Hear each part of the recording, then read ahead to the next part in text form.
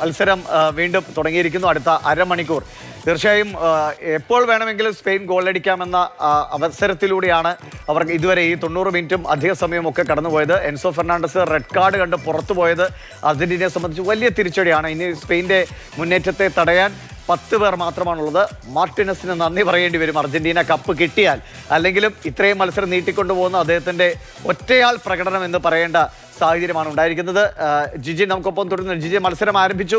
ഇനിയുള്ള 30 മിനിറ്റ് തീർച്ചയായും മാർട്ടിനസിന് ഇനിയും പരീക്ഷണം ഏൽക്കേണ്ടി വരുമെന്നാണ്.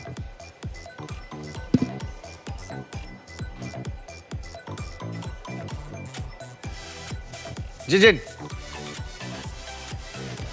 ദിവിഷ എക്സ്ട്രാ ടൈമിലേക്ക് കളി ആരംഭിച്ചു കഴിഞ്ഞിരിക്കുന്നു. അല്പം തന്നെ അതൊരു കടുത്ത മത്സരത്തിലേക്ക് തന്നെ പോകുന്നു എന്ന് തന്നെ മനസ്സിലാക്കേണ്ടിയിരിക്കുന്നു.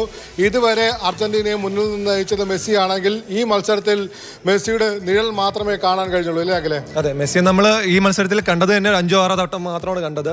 മെസ്സിക്ക് ഒരു തരത്തിലുള്ള ഷോട്ട് എടുക്കാനും പറ്റിയിട്ടില്ല. അർജന്റീനയിലെ ഒരു താരങ്ങൾക്കും പ്രോപ്പറായിട്ട് ഒരു ഷോട്ട് എടുക്കാൻ പറ്റിയിട്ടില്ല മത്സരത്തിലുടനീളം.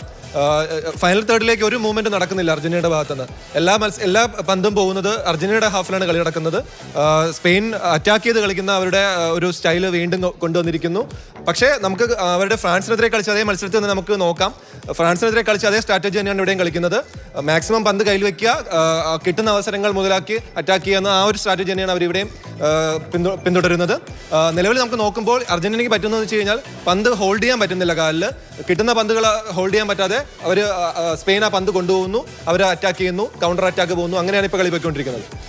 അതായത് ഈ വിഷയം 30 മിനിറ്റിനുള്ളിൽ ഏത് നിമിഷം വേണമെങ്കിലും ഒരു ഗോൾ വീഴാമെന്നുള്ളത് പ്രതീക്ഷിക്കാൻ കഴിയും.